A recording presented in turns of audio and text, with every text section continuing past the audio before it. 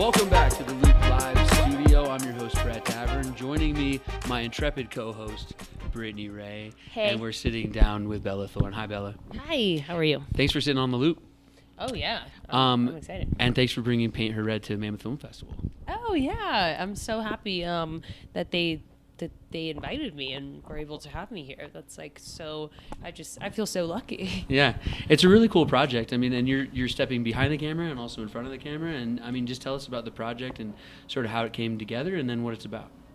How it came together. Well, I'd actually shot quite a few of the footage for a music video for a song that I wrote that I didn't end up doing anything with, and I wanted to write something else around that same idea of the song that I wrote, because I think that music as well is really just like film. They both kind of, they have a love language to one another.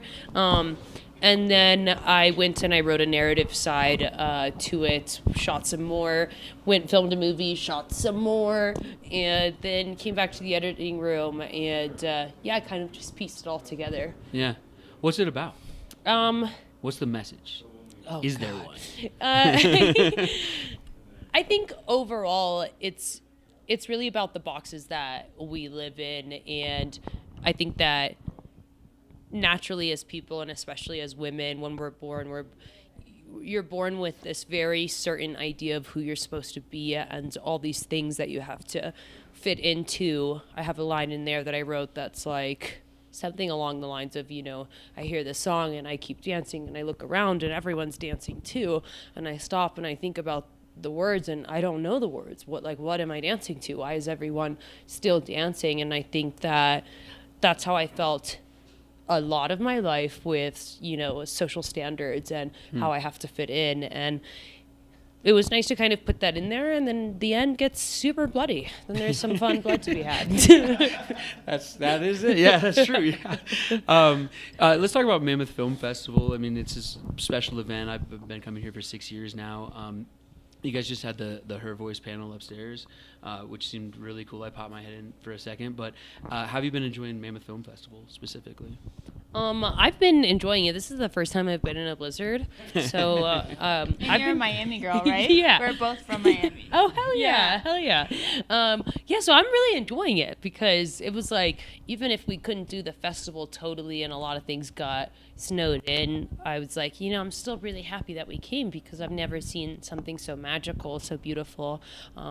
The movie that I'm about to film as well, that is my first feature that I get to direct. There's a lot of parts in the snow. There's like a whole snow storyline, you could say, and I've definitely written it as like very much a winter wonderland. And seeing this just right before doing it is really impactful, because I've just never seen this much snow in my life. It feels like a snow globe here. Yeah, Like, yes, and we have a snow globe reference in the movie. Exactly. I love that. Yeah, there you Is go. this your directorial debut? I did a short before this that was at Oldenburg, and then this one, Paint Her Red, I took to Taormina, and now Mammoth, and then I have another short that comes out this year that just got fully financed to be a feature, and that's the one that I'm about to shoot. Awesome. Oh, wow. Cool. Because you've been in the industry forever, since you were a kid. So how do you feel about finally, coming into this new stage of being a director and making your own content? I feel good. I think that first and foremost, I'm really a writer, and that's where my I think that that's where I really succeed, that I feel that I succeed. And then directing is kind of just, it's just kind of like the cherry on top, I think, of writing for me, at least how I feel about it. And I'm just so happy. I'm so lucky. My next story is based on a true story, and the person that it happened to wanted to play himself, and he hadn't acted before, which is so scary because it's also a very dark story, and it was so inspiring that he wanted to do that. And I was like, really, are you sure? Because one, it's hard enough to act, but reliving on camera is really, really hard too. Sometimes even harder. And he's just done such a beautiful, incredible job. It has been so rewarding to watch him do this. And I think that we need more movies that really talk about these kinds of stories. that just kind of get in there. You know, they say like a passion project, and yes, we need more passion projects. Yeah, absolutely. Paint Her Red screened earlier today at Mammoth to audiences. Have you seen it with an audience, or have you watched it with an audience yet? No, I don't know that I how I feel about that yet. I think as a director, I try and skip all my screenings. Yeah, I think I have so much anxiety. I'm not sure that I want to watch it with a ton of people yet. I've screened it for my peers, but I think. Yes, even at Taramina, I was like, I'm not watching it. And this time I was like, man, don't think we should, right, guys? I've heard nothing but good things. I mean, what do you hope, or what do you expect audiences kind of saying to each other as they leave the theater after they see it? It's definitely a debate. I think that a big question when you watch it is really about the kind of bloody ending. There's some people that just really get it 100% off the bat. And then there's other people that have so many questions, which I really love, because I think that art is about debate. It's about conversation. And this one is definitely a conversation starter.